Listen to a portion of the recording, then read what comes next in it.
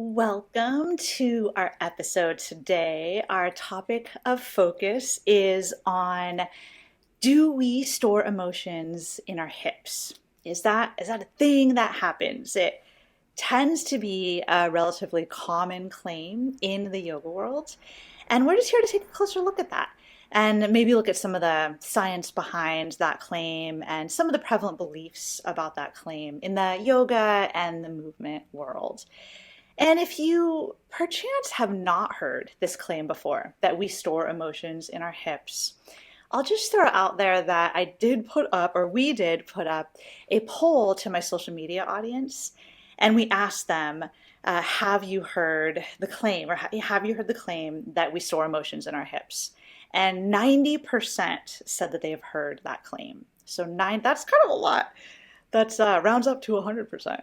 But of course, it's not everybody, but that's a huge majority of at least my audience. And then we follow that up with a second question, which is, do you believe that we store emotions in our hips? So the first was, have you heard? And 90% said they'd heard. The second question was, do you believe that we store emotions in our hips? And for that, 45% said yes, they believe it, and 55% said no, they don't believe the claim. And I will throw out there that I know my social media audience might be a little biased toward being a little more interested in science. And so that might be a slightly biased split, like perhaps in a wider poll of a more general yoga audience, those numbers might be slightly different. But I remember when I talked to you, Travis, about maybe doing a podcast on this topic, had you heard this claim before, that we store emotions in our hips? Yeah, I had heard it. It's certainly out there. And when you first proposed the topic, I thought, how are we going to talk about that? Because that's ridiculous. Right, you did say that. But then, sorry to the people who said yes. But then almost half of your audience said, yes, I believe that emotions are stored in the hips. So that got me to be thinking, well, do we store emotions in the hips?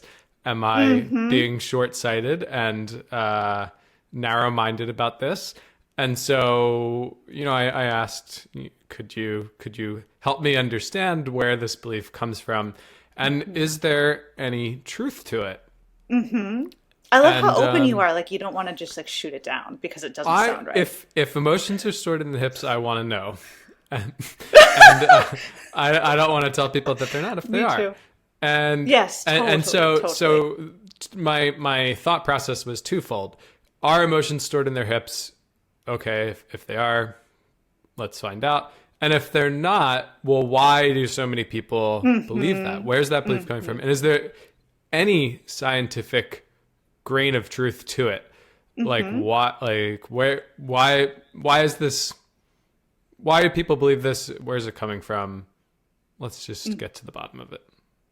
I like that. I like that approach to this episode in general. And so to kind of prepare really both of us to talk about this a little bit more, talk about where the idea comes from. I did a little Googling research, and I shared some links with you, and we tried to kind of hone in on what the explanations are out there for how and why, for when people say we do store emotions in our hips, what the explanations are for why and how. And what did you learn from that? I was disappointed. From the articles I sent you. Do you remember what some of the the explain? There was a lot of psoas this and chakra that, but the articles were basically talking about just kind of, they said emotions are stored in the hips. And they never really explained why, but then they said, and here are some stretches that we can do to release those emotions. And it just left me wondering, well, who said this originally, and what were grounds for saying it? And there were a few scientific studies that were referenced in the last few years, and I pulled them up, and they didn't say what the people who were referencing them said that they said. It was just like, oh, well, we're going to cite we're going to put some research in here, put some PubMed links, and make it seem like this is science-based. Right. But when you actually look at what they're actually bastardization of what those articles even looked at. totally not like relevant to their points and not supporting what they were. Yeah. You mentioned the psoas this and chakra that, and I definitely find that those are two kind of buzz terms that get brought up when it comes to this topic a lot. I think that so just in case some listeners don't know the psoas is it's a large, we have two of them, one on either side, and it's a muscle that lies deep in the abdomen behind our internal organs. It sits and runs all down the front of the lumbar spine, and then it crosses the hip joints and it attaches to the upper or inner thigh. So it's like kind of a spinal muscle and a hip muscle because it is attached throughout the lower part of the spine, and then it crosses the hip. And the psoas has also been this muscle that gets pulled out often in a lot of ideas about these types of things. And would you say the psoas is a magic muscle?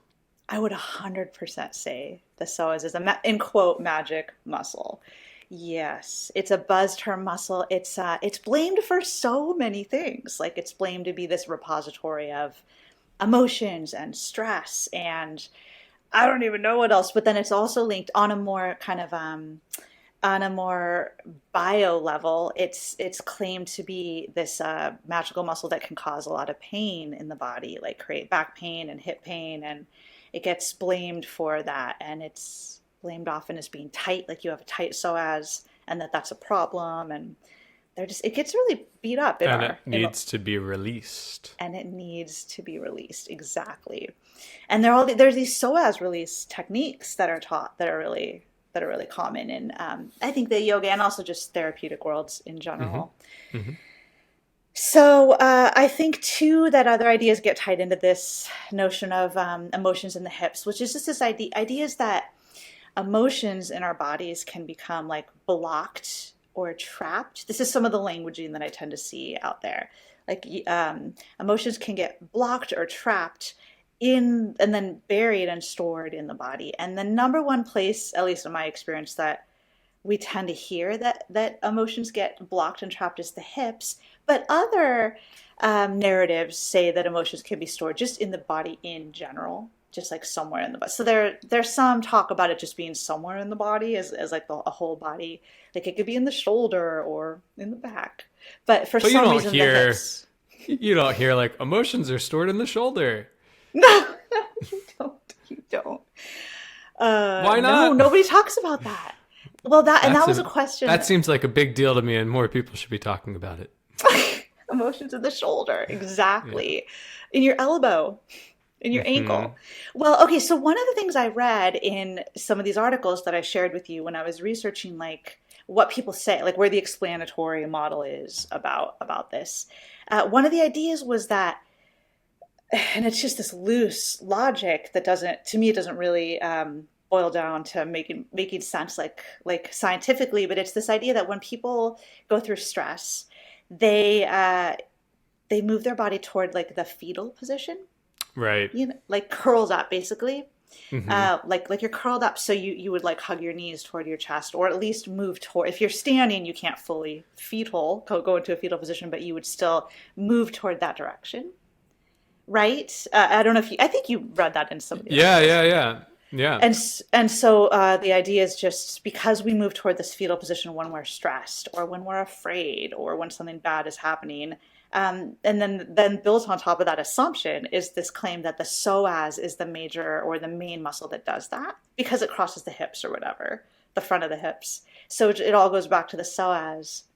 My question is, well, isn't a fetal position like a whole body position? Like the psoas isn't the only muscle that's involved in moving yourself toward a fetal position, right? Like your whole spine rounds and flexes, so your abdominals are working.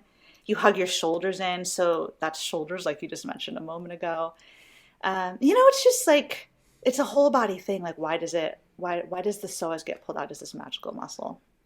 Yeah. So that was what I was searching for, like a better explanation of, okay, if you're stressed, if you're emotional, and that emotion is triggering a fetal response where you're curling in, but then still, why just the hip?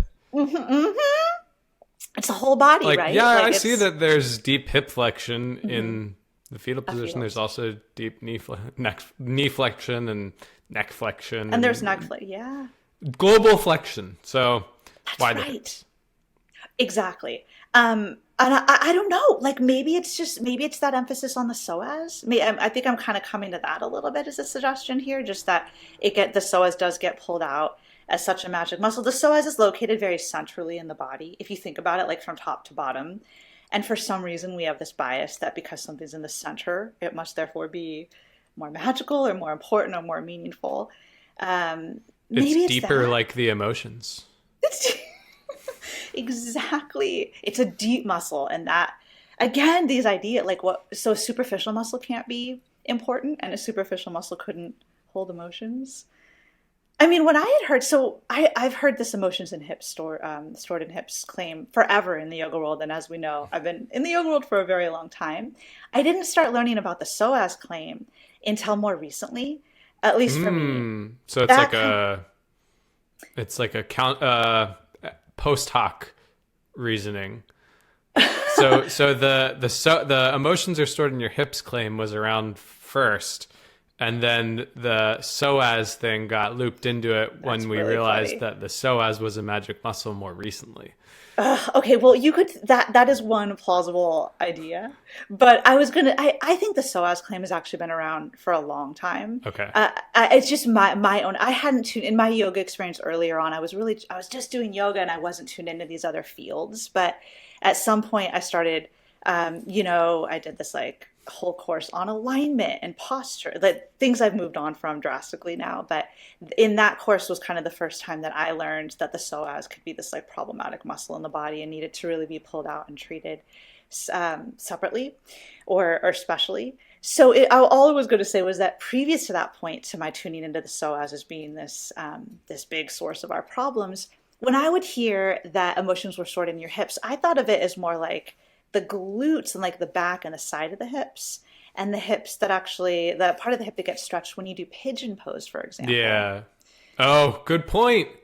Right, which is like that's the pose that's the classic, like that That's the hip hip opener. opener. That's the one that's supposed to Oh, release the emotions. so the psoas doesn't even matter anymore. That's right. I mean, I guess the psoas is a little stretched in the back leg in pigeon, a little, but people don't really Oh, think true. about But that. you're thinking about releasing the emotions from that front hip.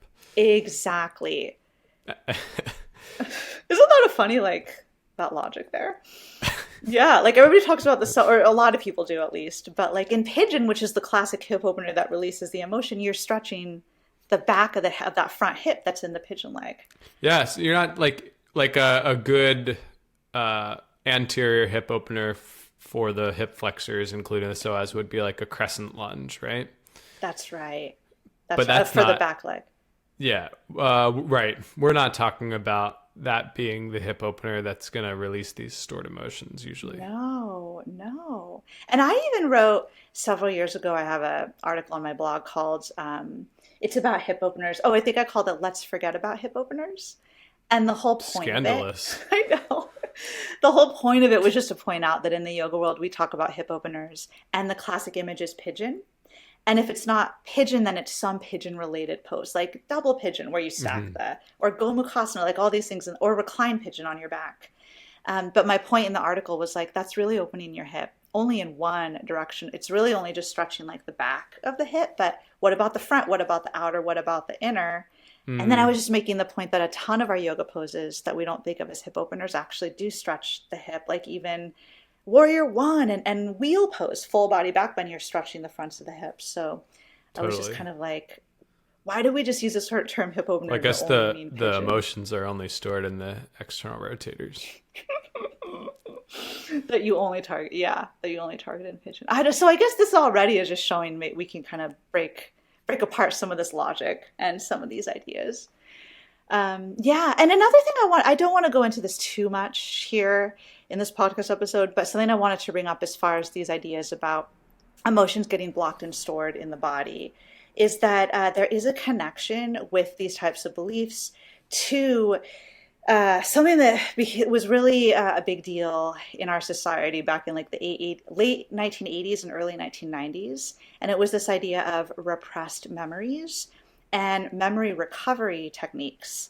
And so there was this pervasive idea among like the psychology world back then that it was really common for when people experienced things that were traumatic in their life, that they would repress those emotions and like kind of block them out. And then several years later, like much later, they couldn't heal unless they brought the emotions back up and like, I don't know, became one with them or accepted them. And they did that through therapy and these techniques that were called memory recovery techniques. So these were memories people couldn't remember, but the idea was, well, they did happen to you. And when if you can't remember the memory, that's just a sign that it did happen to you, because traumatic memories we don't remember them, they get buried in the body. So it's like this logical loop that kind of seems plausible, that. but I'm no psychology expert. Right. And yeah, like on the very surface, maybe it seems, I think it informs the intuitive appeal of these ideas. We can store emotions in our body or in our hips. I think that's part of why people think that. It's like it kind of makes sense. However, when that happened in the late 80s and early 90s, it's this time period that's referred to these days as the memory wars. It led to just a whole bunch of problems, and people like quote remembering these things that actually turn out to be just imaginary pseudo memories, things that didn't happen but were really kind of planted by the therapist unintentionally. Like it's all was well intentioned, but the therapist was basically coaxing this person to draw up these memories that probably didn't really happen. And then those recovered memories ended up resulting in just people being accused of things that never happened, people losing their jobs, losing their families, court cases, people going to jail. It was this whole thing. And there were like daycares involved. Some of our listeners may be familiar with this. There was a ton of coverage about it back then in the mainstream media. And even today there actually, I'll put a few links in the show notes if anyone wants to go into it more. But anyway, the point is that it turns out that that's not really how memory works. And research in psychology actually shows that when people have a traumatic experience, in fact, those memories stay really vivid for people. I have read that like in a rare minority occasion, maybe sometimes a memory could be repressed, but on the whole issue with things like with conditions like PTSD, which are medical conditions diagnosed by a doctor, but part of the issue is that the memory of the traumatic event is so vivid, and it won't like leave the person. And so it's not repressed. It's actually like there for them, and that is the problem. So it seems that research in psychology just shows that the idea of repressing memories doesn't really happen, as intuitive as it may seem. And because it ruined so many people's lives and was this huge scandal. And back in the early 90s, psychiatry in general and psychology in general, like mainstream psychiatry and psychology today, they do not endorse memory recovery strategies. And it's like a debunked. The idea that we repress memories is debunked. What do you think about that? So you're saying that maybe yoga teachers shouldn't be trying to evoke repressed memories from people's hips? Unless they're trained therapeutic specialists? Yes, in a one-on-one contact where they're working one-on-one with the client, or as you had mentioned, maybe there's a workshop designed specifically for that. Like everyone is there for that purpose, and then this yoga teacher who was also a trained therapist, or like licensed therapist or psychologist. But even then, even then, no. Like mainstream evidence-based psychologists and therapists, they don't get people to recover repressed memories, because that's really problematic and can be really harmful. Mm-hmm. People end up believing that these things happened to them years ago that did not. They're fabrications, but they believe them. And like memory is so. You told me some examples before that were kind of crazy, like people remembered being abducted by aliens. That's correct. Yes. And also people remembered like satanic cults. And I mean, crazy. Like, I think there were some claims that were more just like family sexual abuse. I don't mean just, because that is that's a valid problem. But like being things abducted that by can aliens, actually happen versus things that the stories got implausible. Crazy, and this was all like back in the 90s. But yeah, people were like, they remember. I listened to a recent, I think it was a This American Life podcast on this, but they were interviewing someone who had all these memories coaxed out of her back in that era. And then interviewed her therapist, who now has totally denounced that or renounced ever practicing. Like, she won't practice that way anymore. I'm not saying that very well, but the therapist said that what finally did it for her, because she was a recovered memory therapist, but she finally like had a client who recalled a memory of her mom taking her next door to where a baby had just been birthed at home, and they like took the baby back to her mom's house and I don't like killed it or made the person eat it. It was just something crazy. It's crazy. Jeez. I know. So these claims just got so extravagant, and alien abductions and satanic cults, that they're just really, they're not things that could possibly happen. And a lot of them there were like these daycare scandals where kids were being asked to remember these things that happened. But kids are so impressionable. I mean, they're like 5-year-old, 4-year-old kids. And Yeah, no, the kids shouldn't even be like questioned in that way. that's right, like considered a reliable witness, like at Yeah. all. But apparently in this group think manner, they all came to believe that these terrible abuses had happened to them at their daycares. And so that's kind of what started the scandal. Anyway, I said I didn't want to go too far into this in this episode, but to at least touch on that. This is like a bad thing that happened in our collective societal history, this idea and trend about repressed memories. And to me, I know it seems like when yoga teachers talk about you repress memories and you hold them in your hips, like it seems like how could that be harmful? And I know on a certain level it's just like it's not a big deal. But when we think about something like the repressed memory movement potentially coming back, and there are other signs out there these days that it is kind of coming back with like certain popular books on the market and popular methods out there, like I think it's just good to raise awareness of the fact that this actually happened in our past. And evidence-based psychiatry and psychology doesn't support such tactics. We'll put links about this in the show notes. Yeah, Um, it's good to remember what happened historically so we don't repeat the same mistakes. that's exactly right. Isn't that one of the reasons why studying history is important? That's exactly one of the reasons why studying history is important. Yeah. So I think it's a fascinating story, but we don't need to keep talking about it now because we have other things to talk about Yeah. on So let's yoga talk meets. about why we've touched on this, but what grains of truth does storing emotions in the hips have? Yeah, Like yeah, where is the plausibility? that's a really good question. One thing I think is that people may feel good after they stretch their hips in a quote hip opener, maybe partly due to placebo. Meaning Hmm. if your yoga teacher is telling you that like this pose is going to release this negative energy that you pent up, and they tell you that and you believe that, then it may be the case that you do pigeon and you're like kind of guided to feel better. And we know that our brain has direct control over how we feel in our body. So if it believes that something like that happened from a hip opener, maybe you literally will feel good. In which case, Hmm. placebo is one possible reason. I guess that's more of an explanation and not, yeah, yeah, it's a little bit of a grain of Yeah, truth how there could be. yeah, that makes sense to me. What else? Well, to me, like when I look at it, the what I see is that movement and physical activity can evoke emotion. And like you Mm-hmm. said, if we're made to focus on the hips, then Mm-hmm. we can convince ourselves that the emotions that we're feeling during this movement practice are emanating from the hips. Right, But we in can reality, experience it it that way. just, yeah, I think that there's certainly a relationship between emotions and movement, For but sure. I really don't see the reason for isolating the focus to the hips, because it's just like moving your body evokes emotion. Right. Right. Like in Now, like you general, said, moving your body. the hip stretches and hip openers can be very intense, uh, Yes. and Because those many, are areas that people frequently experience as tight. that's right. So maybe that's part of it, is that if you're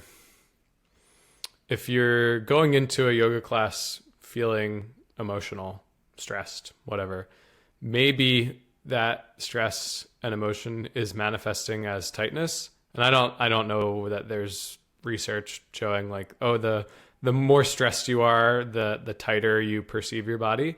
But suppose that is the case, then, well, we know that people tend to experience tightness in their hips. Well, if their global tightness perception is increased, then they might feel that in their hips. That makes a lot of sense. If the are an area where many people lack, I don't know, mobility or flexibility. Yeah. So actually, there's two things, right? There's the perception of tightness, and then there's the objective measurement of tightness of range, and of range of motion. Yeah, and so it's likely the case that if you are stressed or just not relaxed, then your range of motion is going to be less than if you were relaxed. Like if you go into receive manual therapy and you are just a ball of stress, and the therapist is trying to stretch you passively, you're not going to stretch as far, and they might tell you to relax and breathe and whatever. So I do see the relationship between stress and either the perception or reality of tightness or range of motion. And maybe that manifests in the hips because the hips tends to be a place where people perceive the most tightness in their body. Or actually have the most tightness in their body. That logic, I can totally see what you're saying there. And I think it is true that when people are more amped up, or when their sympathetic nervous system is more upregulated, that in general, I think we know, that range of motion can be limited. And that's why, like, in stretching research and things, when they're trying to test, like, for range of motion, they'll often put EMG sensors on people to ensure that their muscles are actually relaxed before they take them into the end range of motion, so that they know that they're actually testing end range of motion and not just like this reflexive contraction. Muscle guarding. Or co-contraction. Yeah, maybe that's connected to the stretch reflex, the myotatic reflex, where your muscles like kind of instinctively or reflexively contract when you go into a range.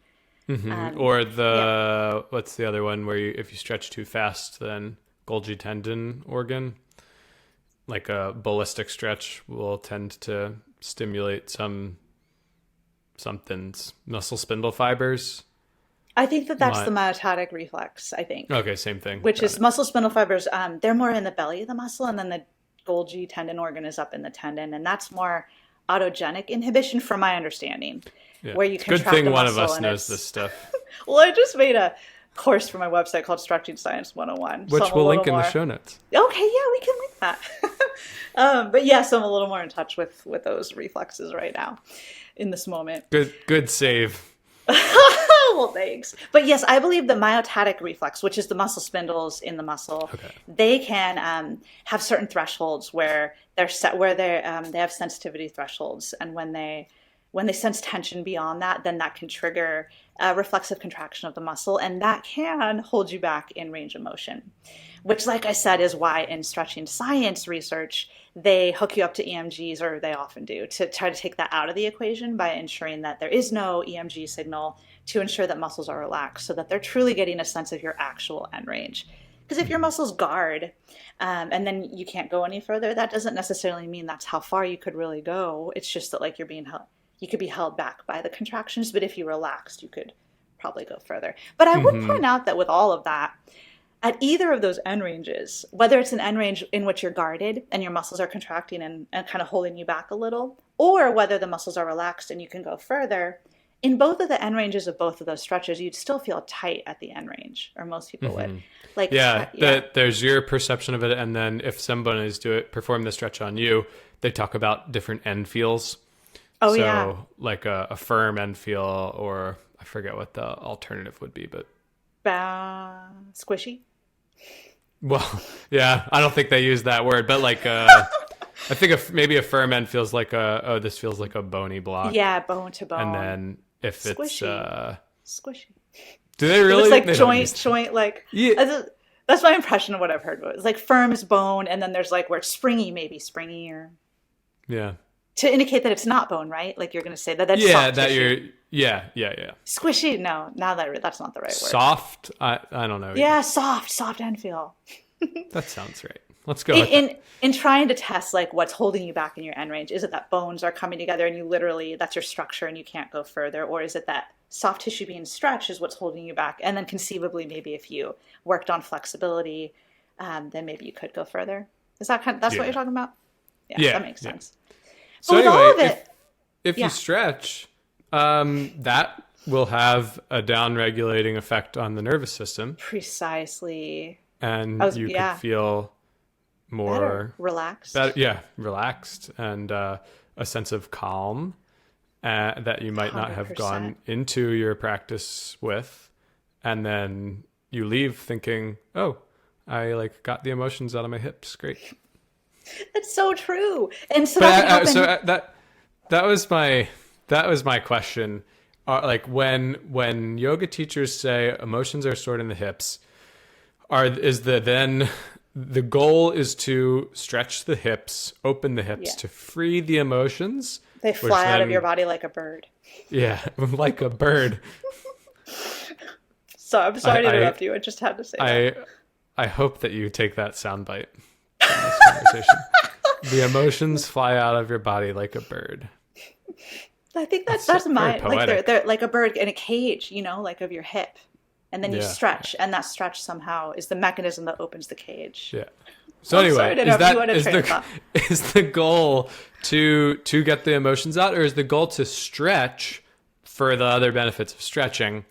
And then you might experience this side phenomenon of these emotions being released. So just FYI, this can happen. So if you start crying Crying, during yeah. your pigeon or feeling emotional, like don't worry, that's normal because the emotions are stored in your hips.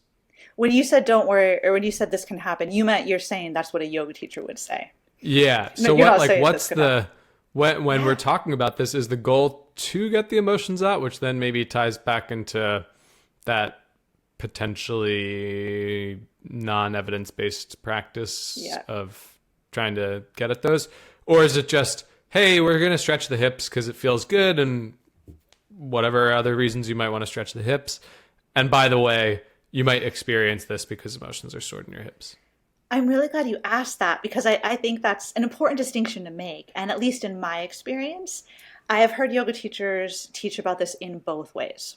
So Okay. sometimes it'll just be like they're leading the class in a pigeon and they'll be like, "Hey guys, just FYI, you store emotions in your hips. So when you do pigeon, if you feel an emotion come up, just know that that's normal." So this, and again, all of that that's not evidence based or supported, but that's what's said. That's one way to approach it, is just like, heads up, this might happen. And even saying that, that's of course planting seeds in students' minds that can Yeah. happen.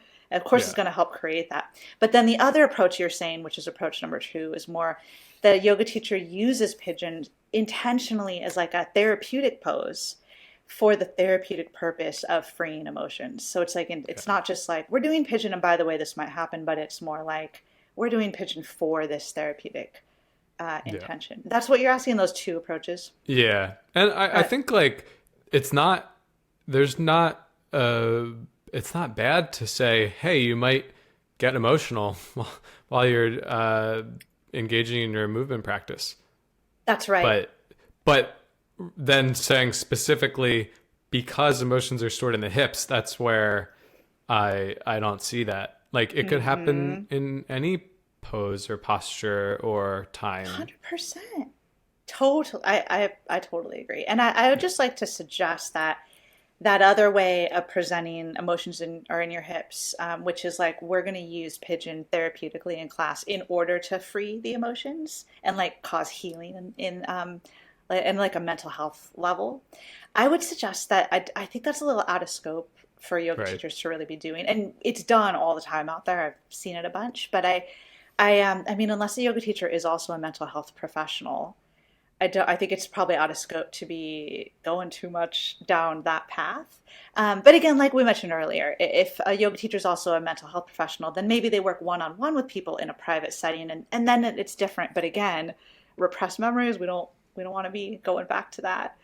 But yeah, I think it's probably a little out of scope to talk about hip openers as being inherently therapeutic in a yoga class. And then if you're going to talk about the hip openers thing where you're not treating it therapeutically, but you're just like warning everybody, your emotions might fly out of your hips. So just be Like a prepared. I also bird. think, yeah, like a bird. That's maybe that's not out of scope, but that's just not very science based. Right. It's yeah. Yeah. So, but hip openers can be great, and like you said, anytime we stretch, in fact, we know from scientific research that static stretching does downregulate the nervous system. So if you stretch in pigeon or any other stretch, you can end up with a more relaxed state of mind, and that can be really great. I feel like, as with a lot of things we tend to dissect on the podcast and in our work together, I feel like it's often the case that these very specific claims are made, like this pose will do this or this will have this effect. Mm, But when we step back, we kind of realize it's what seems to really be more the case is it's just more these general, bigger picture. Like that's what we know. Like yoga in general or any movement practice can put you in a better state of mind or make you feel more relaxed. But when we get down to specifics, like this pose does this, that's where it tends to maybe not be so, I don't know, logical, unless we're talking about strengthening or stretching for flexibility. hmm.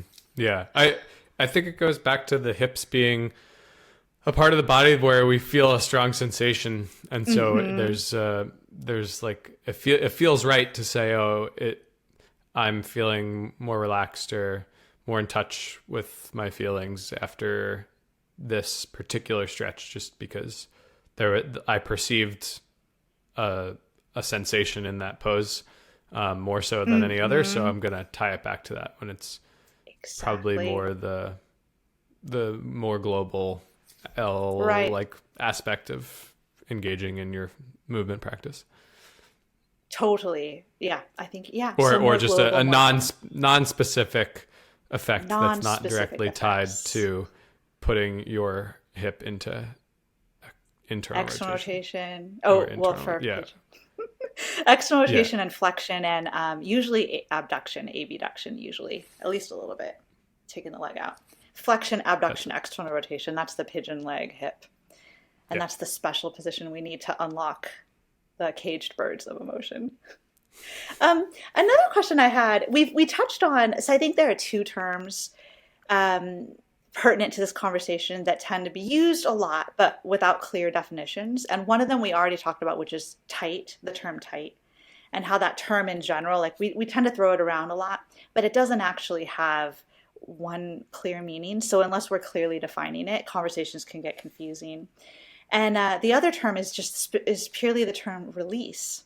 Like when we're Hmm. talking about releasing emotions or releases that happen in our yoga practice or from manual therapy or massage, things like that. Like I think people throw the word release around a lot without necessarily clearly defining it.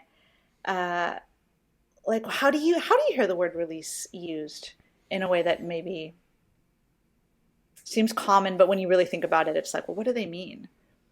Well, they're often talking about trigger points or knots Totally. or tight Adherence. yeah, there's another one.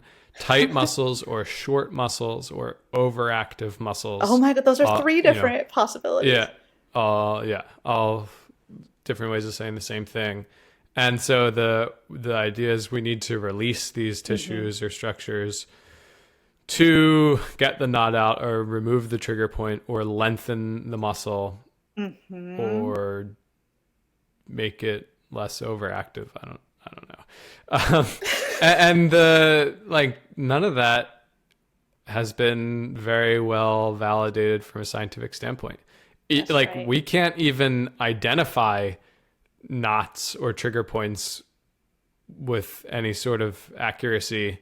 Right. Like you can feel with if you're a manual therapist or even on yourself, like you can feel tight spots in people's muscles. Hmm. So then anyway, but it's hard to validate those with any sort of measurement in a lab. But anyway, then the release idea is, okay, we're going to either stretch or we're going to apply pressure through massage or something. Yep. Or rolling on balls. Massage or instrument assisted soft tissue. What's mobilization? the M? IASTM. IASTM, yeah. Yeah. And that's foam rollers and therapy balls. Yep. Or as examples. Or therapy canes. Oh yeah. Oh yeah. And those metal scrapey things they use in physical therapy, the Graston. Yep. Is that another example? Yep. So what are we doing with those tools? What's the idea? We're trying to apply pressure to release those, whatever they are, trigger points, adhesions, knots. And you just can't do that. You can't do that. You just can't. It takes surgery. You can stretch things and you can apply pressure to things, and they can go from feeling tender or feeling tight to not anymore. But that's a central nervous system phenomenon. That's not a physiological difference that's occurring in the muscle. Like a structural change. It's not a structural change. It's like your nervous system. So it's your perception. 100%. That's changing. Yeah. Which is fine, but you're not releasing anything. That's right. And again, the whole idea of like what is meant by release? Like you're breaking up that knot or the adhesion or loosening things or making them, like you said, longer. Like those are all possibilities for what one could mean by release. What about with the psoas? Just this, that's not so much. So that's the craziest one because it's so deep that you actually cannot access it externally. That's right. So you're applying pressure through more muscle, like tons of muscles above and the abdominal viscera. So maybe indirectly you can put pressure through all of those things to get to the psoas, but you're really, people who say I'm releasing the psoas or doing anything of the sort, you're probably targeting the rectus femoris, which is the quadriceps muscle that flexes the hip. That's more superficial. Right. You could actually get access to manually. Yeah. Yeah. That's so true. I have seen, I don't know if you've been taught psoas quote release techniques that are not manual therapy, but it's more like a position, like you put your body in a position and you hold it there, and then that's said to be a psoas release. One example of this that I've experienced is like you lie on your back and you take your feet up like on a chair. And this is sometimes called, you may have heard it called, or our listeners may have heard it called, constructive rest. Have you heard that term, Travis? Constructive rest, or do you not know what I'm talking about? I think it's common in like somatics-based practices and that side of things. But you lie on your back. This is one of the. There are other psoas releases too, but you lie on your back basically, and your knees are bent at like 90 degrees, and your feet are elevated, like on a chair, and you just lie there and breathe. And that's supposed to release your psoas. Another one I learned when I did that, like how. I think in that sense they mean release. I think they mean it by relax. Like in that sense, it's like it's tension, and by lying there, it relaxes. Because remember, release can mean so many things, like break up tissue, or does it just mean relax a muscle that's contracted? But I think that's what it means there. But again, to me, that's just it's overly specific. Like if anyone lies there and puts their feet up, they're going to relax. They're going to downregulate. Another psoas release one that I've been taught is supported bridge pose. It's like a variation. Like you lie on your back, your knees are bent and your feet are flat. So I think that's called hook line position. And then you would take like a yoga block or a bolster under your hips to elevate. But then it's not just that. It's a little more specific, because these things always have to be specific, where you actually scoot the block further toward your feet than you normally would put it there, so that your pelvis tilts backwards into this passive supported posterior tilt. So it's like this very specific position you need to go in, and then you hold that for a long time. And that's also supposed to be a psoas release. I was taught this one in the quote alignment training that I did. Does that even, let's forget about releasing, but does that even put tension on the psoas? Does that stretch? Does that position stretch it? I don't think constructive rest stretches it either. If you think about, No, right. so I think it's It's just similar. relaxing. I think it's just relaxing. Okay. That's the other thing. So I took this other. I've taken so many of these random Just because three posterior letter. tilt is hip flexion. No, sorry. Posterior tilt is hip extension. Yeah, it's hip extension. Okay. And So with the psoas, yeah. It actually, we don't have to get into it. Its actual actions, I think, are contested a little. Like, does it anteriorly tilt the pelvis? Does it posteriorly tilt? oh, Anyway, but I think this psoas release I'm describing was more about just like a positional relaxation. But I took this other training for, it's for therapy professionals, which I am not, but it was like chiropractors and physical therapists, but also personal trainers and some movement professionals. That's why I was there. And they taught us this whole system where if someone, has pain or quote dysfunction that we can somehow identify as the person facilitating this, we do manual muscle testing, first of all, to test and find out what the dysfunction is, which manual muscle testing we know is actually not evidence-based either, but a lot of people do it. And then once you find out like where the dysfunction is, like what muscle isn't firing or whatever the problem is, then you do a release, a quote release. And it was just so glossed over. It was just like, you can do whatever release you want to do. If you're a massage therapist, then you would do a manual release. If you're a movement teacher, you would give them a stretch. This was the suggestion, like just have them stretch and that'll be a release. So it's like you either release it manually or you do a stretch. And I was too shy and this was years ago, but even then, I mean, the fact I was even in that training shows me I was in a different paradigm in how I saw the body to even have paid to take that training. But still, even then, I was like, how are we so sure that just a stretch causes a release of this like supposedly dysfunctional muscle? And I should have asked, but I didn't ask. I just kind of went with it. well, no good could come of that conversation in a course Oh, like if I that. asked, Yeah. I see what you're saying. They would You would just be like, shunned. yeah. And then I would look like the bad guy for questioning. Questioning. Yeah. They have too much based on it needing to be that way. It's like their certification and it's that 3-letter name of their course. And if it wasn't that way, it would have to change everything. And anyway, so yeah, I mean, this is another thing, actually, I'll say. It's getting a little off of just the emotions in your hips. But there's a very widespread narrative in the yoga world that anytime you stretch anything, you've released it. So it's like stretch your hamstrings, you released them. It doesn't mean anything. It doesn't mean anything. And as we know, a lot of times when people go into end range, their muscles actually start contracting because of that myotatic stretch reflex. So if by release, if what you mean is like relax, that's not necessarily happening for many people. And if by release, I don't even know, like, what does it even mean? And then, of course, there's the term myofascial release, which is very popular in the yoga world. Like, right. I teach myofascial release. Yeah. I have it's balls. Popular everywhere. And yes, totally. It's popular everywhere. It's a widely recognized term, SMR, self-myofascial release. Self-myofascial release, yeah. But it's not actually probably what's happening. So our friend Chris, who's a physical therapist and he wrote a great article. Yeah, on your blog, we'll link to it. The 4D. Well, I forget what it was called. I think it was I think we gave it he wanted to call it something else, and we changed the title. We made it a little bit more flashy. Just flash to get people to actually read it. It was called Self-Myofascial Release. What does it do and what doesn't it do? Yeah. Right? I'm pretty sure that's what it was called. Maybe.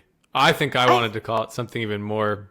More? What do you think you wanted to call it? What do you think it was called? I don't know. But anyway, the point is that he has termed it pressure therapy. Instead of self-myofascial release because you're not just describing what you're doing more so than what is maybe or probably not happening. This implausible mechanism of like what's happening. Yeah. Yeah, I like that. So, and he has like a whole system. He's like reframed. He's a fan of myofascial release. And I guess I just want to make sure I point that out, that as much as we're picking apart the term release and suggesting it doesn't mean what it says, that doesn't mean that myofascial release and self-myofascial release techniques aren't helpful. And like Chris totally uses them all the time, right? But he uses them from an evidence-based perspective, where he's thinking of it as just, like you said, pressure therapy, which that's ultimately kind of what it is, right? Absolutely. So we'll link to his article in the show notes. And a couple years before we had him write that, asked him to write that article for my blog, I had written a blog post that is still one of the most popular on my blog. That had a catchy title too, and I know that's partly why it's been so popular. But it's called "Fascia Myths and Fascia Facts," and that's also, it's similar. Like Chris does a much more expansive and sophisticated, and it was a couple years later, so. His article is probably more like up to date, but mine was also in the similar vein. Like, what are we actually doing when we're rolling on massage balls in a yoga class, like when we're rolling on therapy balls or foam rolling? That's another implement that's often used. Like, and not that those things aren't valuable, but when we understand a little more about what mechanisms might be more plausible and which are less, if we understand more about the mechanism for why and how they work, we can use them more effectively than just trying to use them with these other ideas that aren't really justified, I guess. So do you regret throwing all of yours out? Okay. So the reason you're asking me that is that earlier on in my yoga teaching career, I taught a class called, what was it called? It was called Total Alignment Reset, which I think you could tell just from the name is not a type of class I would teach today. It was all about how people use their bodies dysfunctionally in modern society, and we sit all the time and we're in bad posture, and we need to reset our alignment back to optimal alignment. That's what it was all about. And we would use massage balls. I ordered a whole bunch of them, the little pinky balls, that you can get on Amazon or in toy stores. And we'd use those to like roll out. I would talk about how they would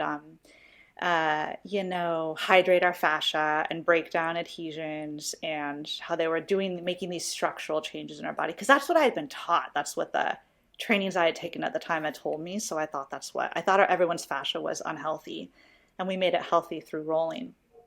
But so then once I started to learn more and realize that whole narrative was just really outdated and unsupported. Of course, there's pendulums, right? And they can swing. And I was like, I don't need these balls in my life. And I gave them all away. And we moved to Chicago. I think I gave them away because I was just like, I don't want to drag these with me from Santa Barbara to Chicago. Like, why do I need all these balls?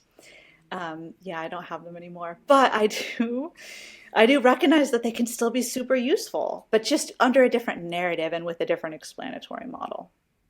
So do I regret giving them away? Well, there was obviously you were moving and you didn't want to lug them around with you. Mm-hmm. Yeah. So I guess I don't. Logistical justification. And you could, if you wanted to buy new pinky balls, you could buy new pinky balls. Like but you $5 for two. But I haven't. You're right. You haven't needed them. You're right, actually. You're right. I haven't. We have some tennis balls here because of the dogs, and I never go to use them like for rolling, because a lot of people will roll on a tennis ball or like a lacrosse ball if they don't have an official. Well, not that pinky balls are official massage therapy balls either. They're not. But anyway, you're totally right. It's been years and I still have balls in my life, but I never roll on them. I'm just personally not, like, I don't feel the need. But other people love it. And it's obviously like Chris is a doctor of physical therapy, and he prescribes and suggests that people use them. He has like really good movements to suggest for them. Yeah. So I think the point is probably you do it if it feels good, but don't feel like you have to do it, because if you don't do it, then your fascia is going to become brittle is like a word I used to use. Yeah, explode is a great word. Totally. I think that's a perfect way to put it. As with a lot of things. Pigeon pose, if you like it, do it, but don't necessarily think that it's like releasing emotions. Like, don't do it for that reason. But if it feels good, do it. Pigeon is great. I was actually thinking that we could do a podcast episode on pigeon pose sometime. Just because that pose is like, it's there's a lot of controversy around that pose in general. I'm going to put it on the list. If you like that idea. Put it on the list. I love it. Travis, did you have any other like final thoughts you wanted to share about exercise and how we can experience our bodies and our emotions in response to exercise? Yeah. So I just want to point out that there is a strong subjective or emotional aspect when it comes to exercise. So it's not just because we're saying emotions aren't stored in your hips doesn't mean that there is no relationship between emotions and exercise. So Totally. there are certainly sensations that we feel when we're exercising. We can feel like we're exerting our bodies during like a vigorous flow or an intense pose. And we can feel our heart rate increasing. We can feel our breathing rate increasing. We can feel our muscles working, of course. And then afterwards, when we relax from those things, we can feel a sense of calm. We can feel maybe reduced anxiety that we maybe brought onto the mat. And that's just, it's not because emotions are stored in our hips. It's just because moving and engaging in physical activity does elicit emotions. And we might also even feel other emotions. We might feel like so during the fact we're feeling those things. After the fact, we might feel proud of ourselves for like having done the practice. Maybe we didn't feel like doing it, we did it anyway. Or we might feel proud because we were able to hold our handstand for longer or touch our toes or whatever. So there's getting like and pride is an emotion. Yeah, and in like pushing our own limits. And we might even feel like long after the fact, maybe we like a yoga class that we used to take, we might feel nostalgic about it. Oh yeah. That's a we good might one. like have very fond memories of either the teacher or the community or the environment, or just remembering how we felt during that experience, like years after the fact. So all of these things are things that we can feel from exercise, and they're not just stored in the hips, because you could not do any hip openers and still experience those sensations, right? Totally. Doesn't have to be that specific. Yeah. So there are many of those things draw us to doing exercise, right?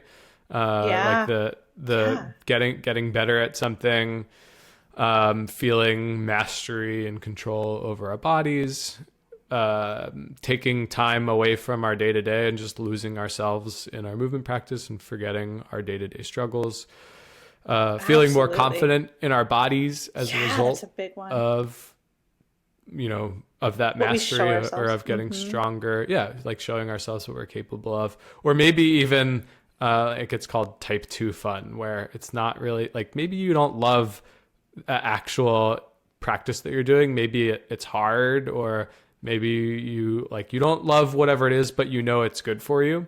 And so afterwards you can look back on it. It wasn't fun in the moment, like a hot yoga class for me.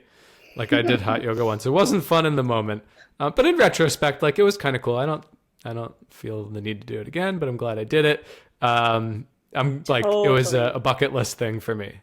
And to anybody who likes hot yoga, like, more power to you. Keep doing it. Right. It might be fun for but all those things, the sense of